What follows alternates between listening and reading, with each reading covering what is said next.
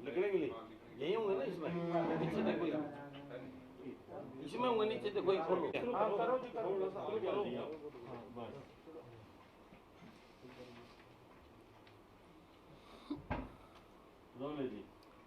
एक वो कागज दिए थे हमने गाड़ी में कल, वो कल दिए थे ना, वो ले गया।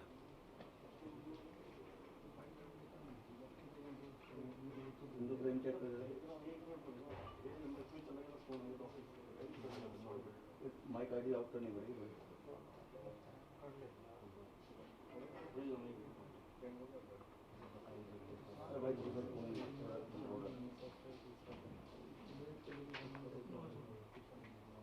उधर दे दो। हाँ ये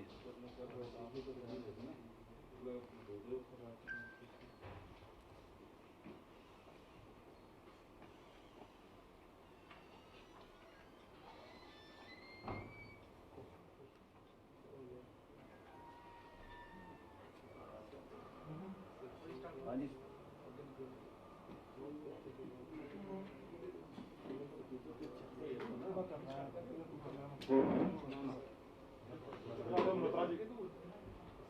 जी नमस्कार, आइए, वेलकम, इधर आ जाओ।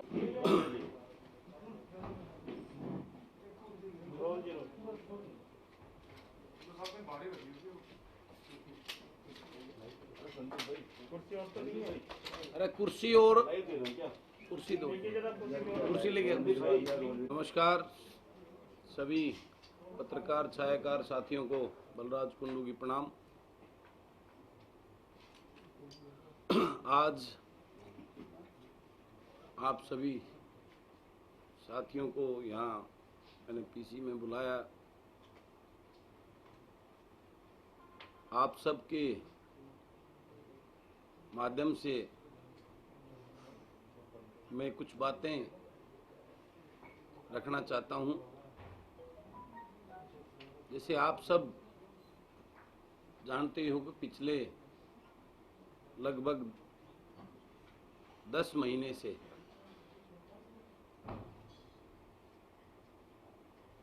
मैं लोगों की और सरकार के द्वारा किए गए जो इनके भ्रष्टाचार के खेल को मैंने उजागर किया। और आप सबको याद होगा कि जनवरी में जब पूर्व मंत्री मनीष ग्रोवर के खिलाफ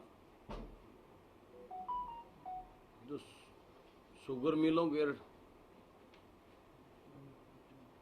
में जो किए गए उसके उनके घोटाले थे वो उजागर किए थे, तो उस टाइम भी मुझे दबाने के लिए, मेरी आवाज़ को रोकने के लिए, मुझ पर प्रेशर बनाने के लिए रोहतक में मेरे ऊपर एफआईआर दर्ज करवाने का काम किया था भाजपा की सरकार ने। और अब जिस प्रकार से देश और प्रदेश में किसान मजदूर और किसान के व्यवसाय से जुड़े सभी लोगों को बर्बाद करने के लिए जो 3 काले कानून थोपने का काम सरकार ने किया है, उसके खिलाफ मैं लोगों के साथ, किसान संगठनों के साथ, मजदूर और व्यापारी के साथ मैंने जिस प्रकार से इस संधि भरी तानाशाह सरकार को उनकी इस गलत नीति के खिलाफ आवाज उठाने का काम किया,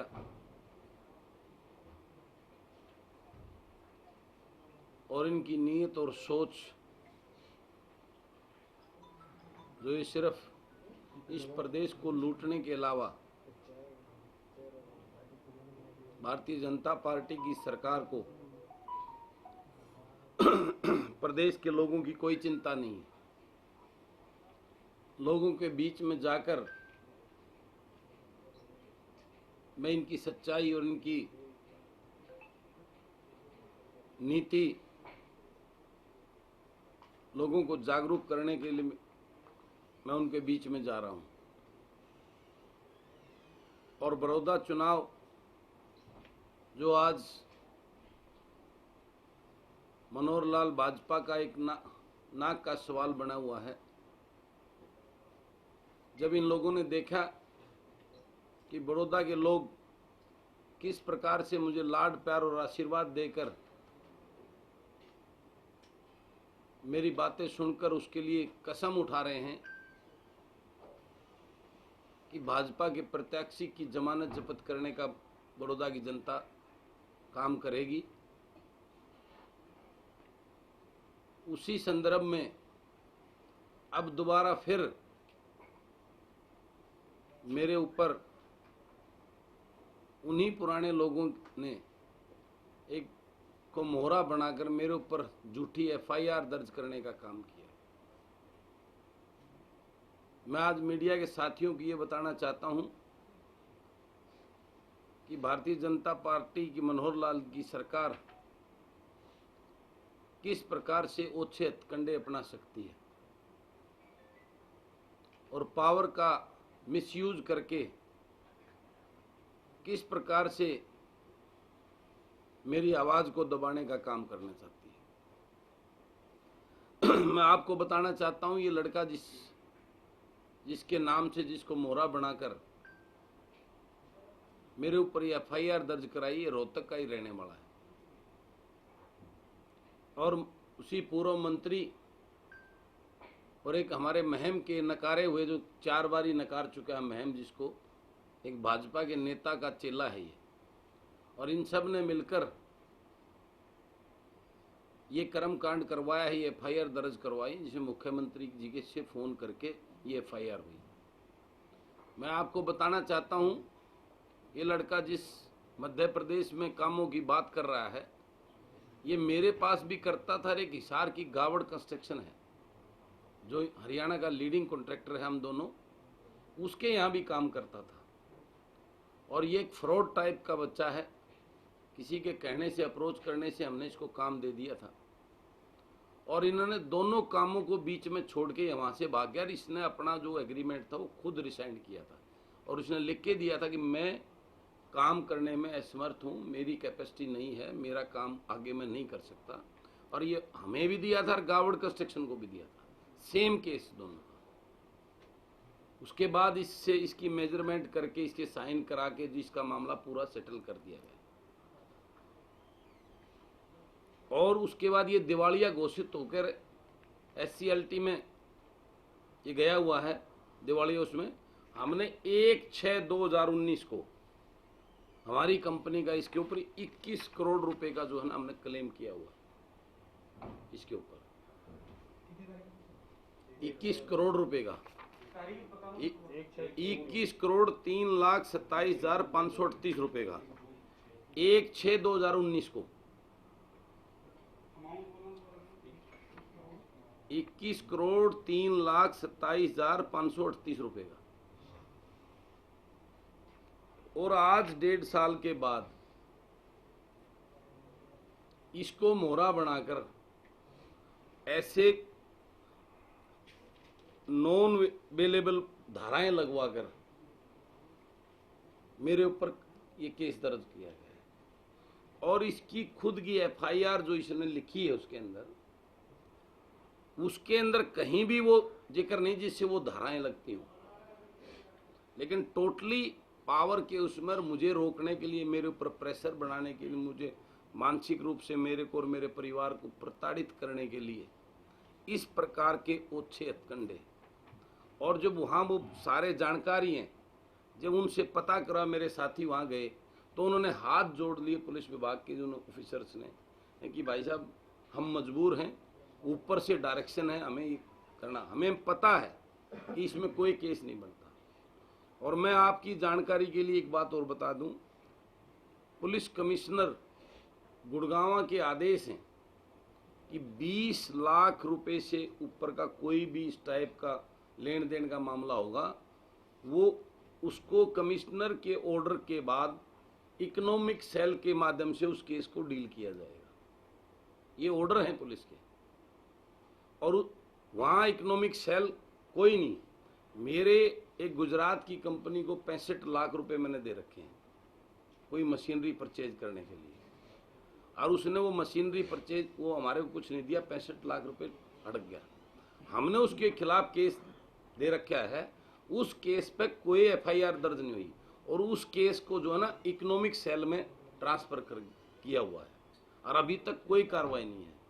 और ये अपने आप को मेरे ऊपर 14 करोड़ रुपए का फर्जीवाड़ा बता रहा है, मैंने किया है उसके साथ में। और मेरे केस पर डायरेक्ट ही जो है ना फटाफट इतनी सारी धाराएं, ना मेरे से, मेरे ऑफिस से वो गए थे, दे के आए थे, उसके बाद कोई पूछा कि उसके पास कोई एविडेंस नहीं है। ये मैं अपने आप लिख के बता दूं, मेरे से तो जो है ना उसके लिए 50 करोड़ रुपए मुख्यमंत्री ने ले रखे, क्या केस दर्ज हो जाएगा मुख्यमंत्री? टोटली कितना बड़ा एक पावर का मिसयूज ये लोग कर रहे हैं, इन बातों से ये साबित होता है। और मैं आपकी जानकारी के लिए बता दूं, 25 साल से हम इस लाइन में हैं। अब मैंने तो छोड़ दी, मेरे भाई करते हैं, मैं तो कहीं कंपनी वगैरह में नहीं हूं, लेकिन मैं आपको बताना चाहता हूं कि 25 साल से ये एमएलए बनने के बाद और ये समर्थन वापस लेने के बाद में मुझे ये दूसरा मेडल हरियाणा सरकार ने दिया है। एक जब मनीष ग्रोवर, मुंशी लाल को जब उसके कर्मकांड मैंने उजागर किए तब मेरे ऊपर एफआईआर दर्ज हुई, और एक ये अब जो कर्मकांड इनके मैं उजागर करके बड़ौदा में इनकी जमानत जब्त करवाने की मेरी मुहिम है, अब दोबारा इसके बाद ये इन्होंने मेरे ऊपर ये किया है।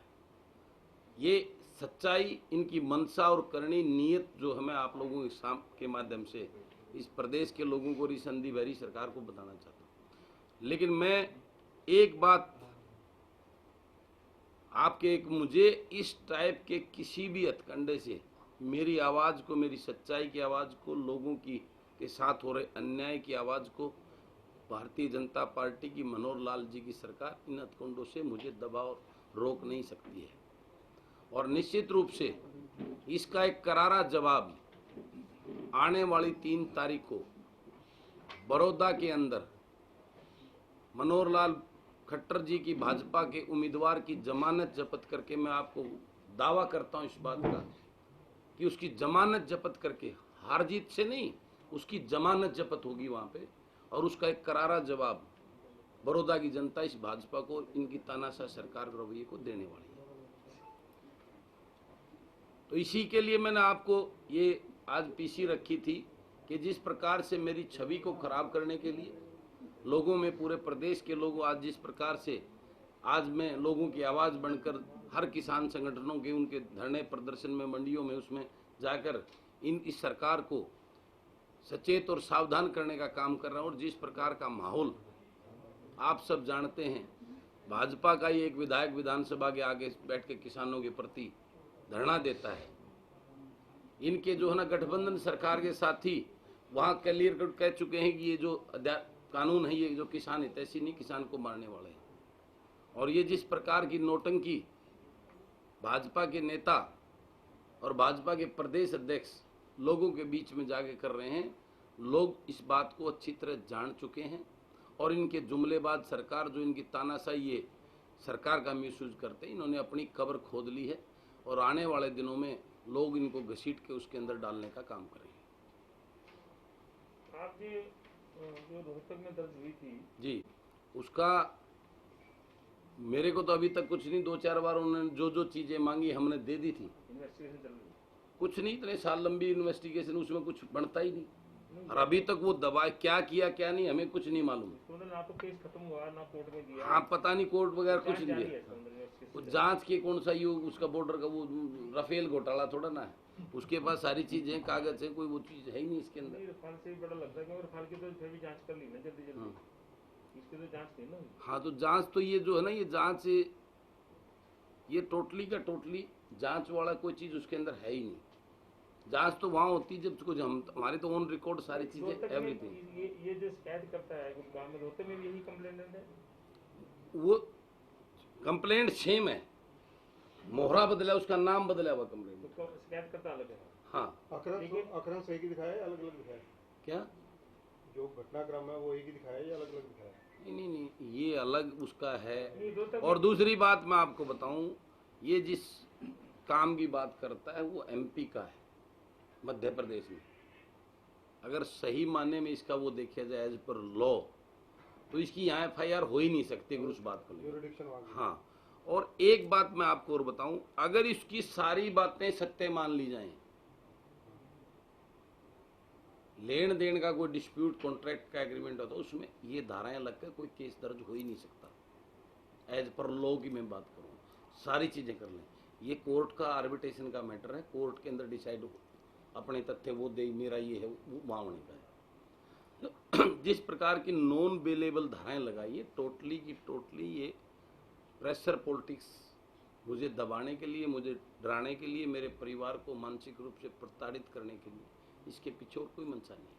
तो ये आप अब क्या करने जा रहे हैं, क्योंकि आपने कहा ना कि ये आर्बिट्रेशन में मामला है, ये तो वो जाएगा, मुझे जो जाने की, मैंने तो ये NCLT में लगा रखा है इसका केस। ये दिवालिया कंपनी को 21 करोड़ रुपए का मेरा तो केस उसमें दिल्ली में डाला हुआ है। ये तो ये इसने देखना है जिसने क्लेम डाला है।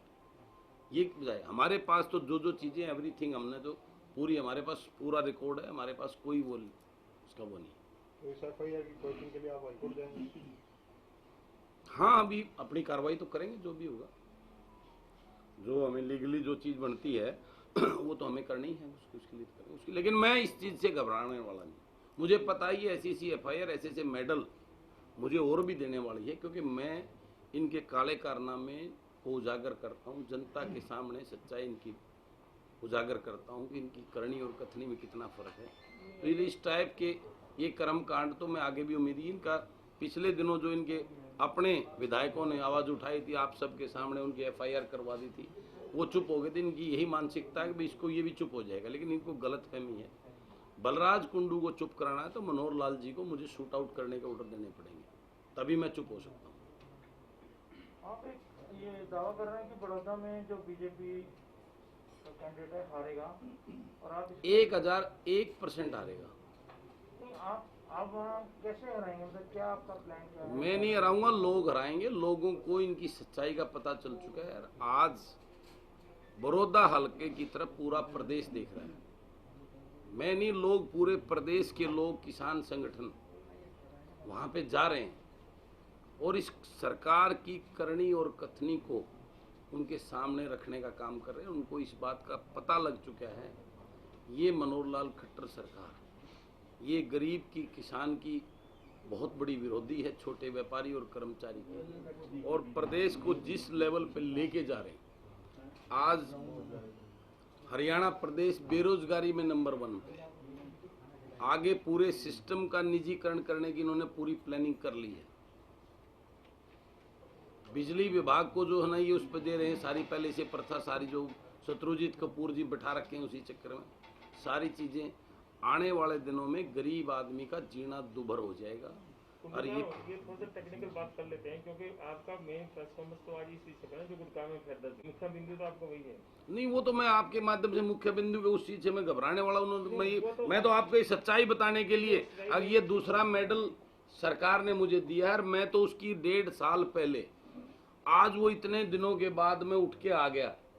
हमारा तो उसके मैं कुछ जानना ही चाह रहा था कि अगर ये मामला निपट गया और जो उसका पैसा था अपने हिसाब कर दिया था, क्योंकि वो काम नहीं कर पा रहा था, इसलिए तो आपको आरंभ होता, आपका काम रुक रहा था। जब आपने उसको काम कर दिया था, उसको पैसा हिसाब दे दिया था, सब सेटल कंप्लीट, तो फिर ये NCLT का विवाद, फिर वो आप दोबारा जो शिकायत कर रहा है कि मुझे धमकी दी, पैसे, ऐसा है। हमें ये टेक्निकल चीजें जो होती हैं, हमारे हर कॉन्ट्रैक्ट की एक सीमा होती है, इतने दिन में पूरा करना है। उसके बाद जो ये सब कॉन्ट्रैक्ट होते हैं, इसके पूरी लीगली होते हैं, उसमें कोई डिले होता है तो हमें अपनी कंपनी का भी सेफ रख के हमें वो चीज़ें कि इस कॉन्ट्रैक्ट ने ये करने से ये इतना डिले हुआ है। अदरवाइज आज हर चीज़ को मॉनिटर किया जाता है।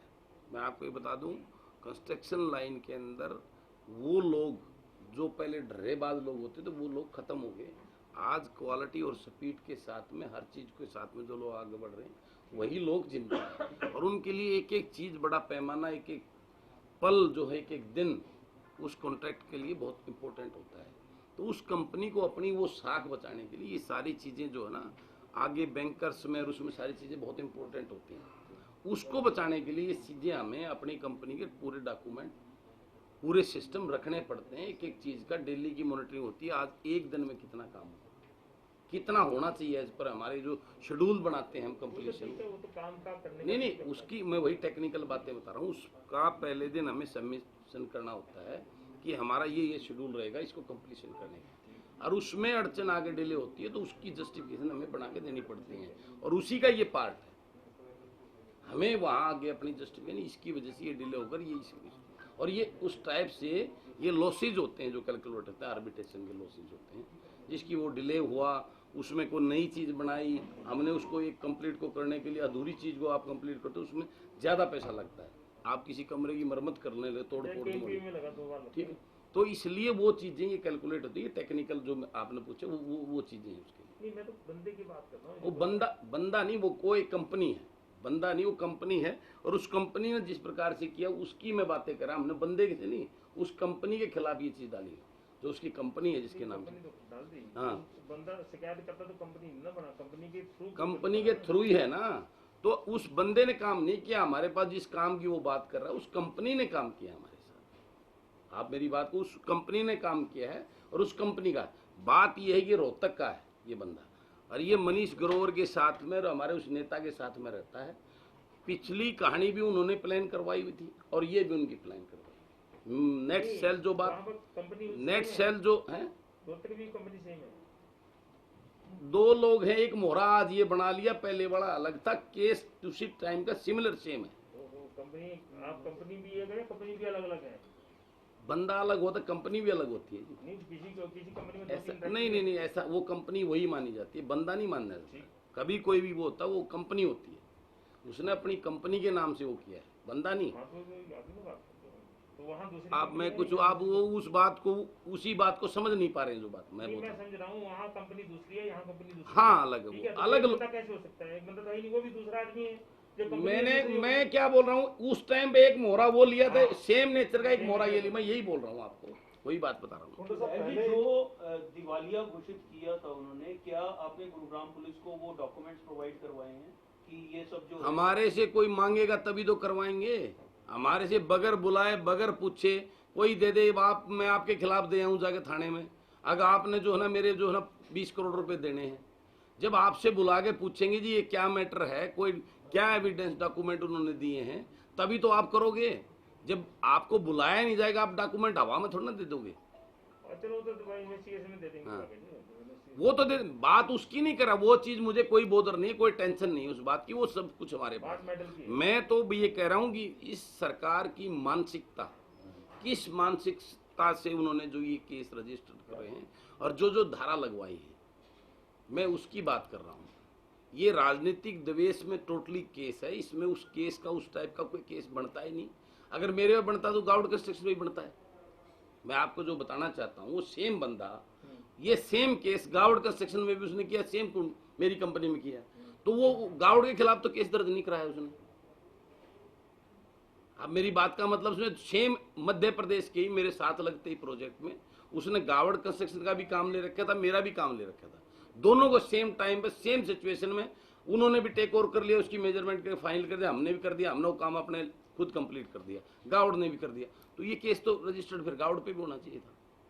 मैं आपको जो बताना चाहता हूँ, ये इंटेंसली टोटली चीजें, हाँ वही ना क्लैरिटी, तो ये चीजें हैं। तो ये पूरी तरह से ये केस जो बनता है, जो इन्होंने किया है, ये टोटली का टोटली इंटेंशनली किया है। इस बात को पूरे प्रदेश के लोग और मेरे महमल के लोग अच्छी तरह से जानते हैं।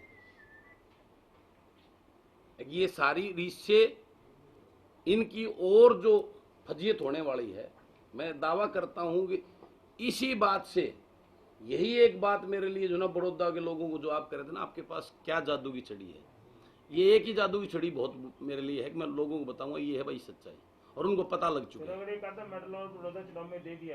मुझे उसकी कोई परवाह नहीं है, देंगे, मैं उम्मीद करता हूँ, मैं इस बात की पूरी उम्मीद करता हूँ। ऐसे मेडल अब नहीं तो आगे मुझे मिलेंगे, क्योंकि मैं जो मेरी आवाज़ ना रुकने वाली है ना दबने वाली है, तो इस टाइप के मेडलों के लिए मैं पूर्ण रूप से प्रिपेयर हूँ। कुंडू जी, जो बड़ौदा चुनाव होना है जी, उसमें आप किसको समर्थन करेंगे? भाजपा को हरवाना आपका मकसद है, तो समर्थन किसको रहेगा आपका? बड़ौदा की जनता को। बड़ौदा की जनता वहाँ बहुत बड़ा 4 दिन के बाद आप कुछ देखने को मिलेगा आपको। एक बात बड़ौदा की जनता, ये स्पष्ट नहीं हो रहा कि आपका समर्थन ये किसको रहेगा? देखिए स्पष्ट मेरा पहला उद्देश्य है भारतीय जनता पार्टी के उम्मीदवार की जमानत जब्त का, हराना नहीं, हराना कोई विषय नहीं है। गठबंधन का हाँ, उसकी उम्मीदवार की जमानत जब्त करवाना मेरा पहला लक्ष्य है। उसके लिए मैं कोई ऐसी अपनी तरफ से गलती नहीं करना चाहूंगा और ना करूंगा जिसकी वजह से बीजेपी को 1% भी कोई बेनिफिट मिले। रही दूसरी बात, आपको देखने को मिलेगा वहां जिस प्रकार की ये लोग उल्लू बनाना चाहते हैं, ये भाजपा की ए और बी टीम मिलकर उन वोटों को डिवाइड करने की, उस बात को बड़ौदा की जनता अच्छी प्रकार से समझ चुकी है। अब की बार वोट किसी एक को ही पड़ेंगे, ये मैं आपको पूरे दावे के साथ कहता हूं। और आने वाले 4 दिन के 1 वीक के बाद आपको ये तस्वीर क्लियर हो जाएगी। मतलब आप अपना उम्मीदवार तो नहीं खड़ा करेंगे आपने? देखिए, अभी मैं इस बात के लिए आपको कुछ नहीं कह सकता। बड़ौदा के लोग इस बारे में पूरी तरह विचार कर रहे हैं कि बड़ौदा के लोग अब की बार अपने लिए चुनाव लड़ें, अपने लिए वोट डालें, किसी पार्टी या नेता के लिए नहीं, बहुत हो चुका है और उसके लिए उनका मंथन जारी है। और आने वाले समय में कुछ भी ऐसा बड़ा ब्लास्ट होने की पूरी संभावना है। लॉजिक वाली बात ये बताओ ना कि मतलब आपके लिए दूसरी पार्टी के नेता ये कह रहे हैं कि बलराज कुंडू बीजेपी को सपोर्ट कर रहा है इनडायरेक्टली, क्यों कह रहे हैं आप समझ? मैंने आपको बड़ी मैंने आपको आप यार तो ये बताइए कि आप अपना उम्मीदवार उतारने की देखिए, रणनीति मैं बना रहे हैं। आप यार ये बताइए कि मेरी जो पार्टी सुनो। मजबूत होगी उसको समर्थन करेंगे। दोनों देखिए, चीजें होती हैं। मेरी सुनिए, मैंने आपको बताया बीजेपी की जमानत जब्त करवाना मेरी पहली प्राथमिकता है।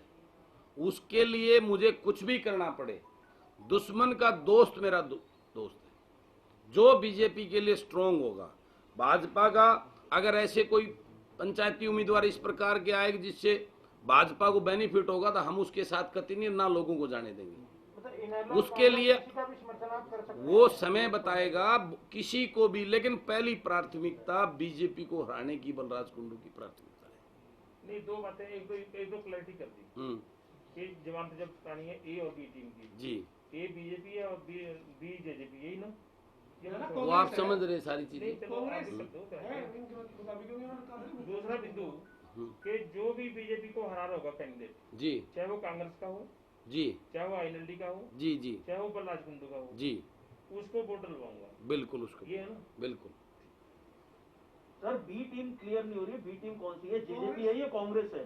बी टीम का आपको जल्दी थोड़ा सस्पेंस रहना भी जरूरी नहीं, एकदम से सारी चीजें याद हो जाएंगी तो अगली बार कैसे आओगे आप लोग? जो किसानों के बैठना मुद्दे चाहे पर- तो अगली बार भी पीनी है आप लोगों किसानों के के साथ। मुद्दे पर विधानसभा में नहीं बोले थे, वो है क्या बेटी? देखो, इस बात को जो है ना, आज प्रदेश का किसान मजदूर अच्छी तरह जान और पहचान चुका है कि कौन उनका अपना है और कौन उनका पराया है। अब इनको जो है ना, ये इस नेता ज्यादा बेवकूफ नहीं बना पाएंगे। परेशानी की और दुख की ऐसे घड़ी में कौन उनके साथ खड़ा हुआ, कौन नहीं हुआ, इस बात की लोगों को, किसानों को, सबको इस बात का पूर्ण रूप से एहसास हो चुका है। और इस बात का जवाब फिलहाल उसके एजेंडे को शायद हम रोक दें, क्योंकि बड़ौदा चुनाव सबसे पहले बीजेपी को सबक सिखाना जरूरी है, उसका अहंकार तोड़ना जरूरी है, उसको धरातल पे जनता की ताकत दिखानी जरूरी है। लेकिन फ्यूचर में जो ये बात आपने की, इस बात के ऊपर पूरे प्रदेश में एक अलग तरह की जो है ना मुहिम जारी की जाएगी। बस क्लैरिटी हो जी आपको, बीजेपी को हराने के लिए चाहे कांग्रेस हो, चाहे लोकदल हो और चाहे आप हो, उसको वोट दिलवाएंगे जी। ये तो बी टीम तो खत्म ही हो गई ना। आम आदमी बीजेपी पार्टी से तो कोई जेजेपी बात नहीं चल रही आपकी? नहीं, आम आदमी पार्टी ने तो मना कर देते नहीं, वो बड़ौदा को- आम आदमी पार्टी ने तो वहाँ स्टेज पे मेरे पे घोषणा की थी, सुशील गुप्ता जी ने, कि आप जिसको भी हाथ लगाओगे हम उसका पूर्ण रूप से समर्थन करते हैं। बलराज भाई, आपने देखा होगा लाइव।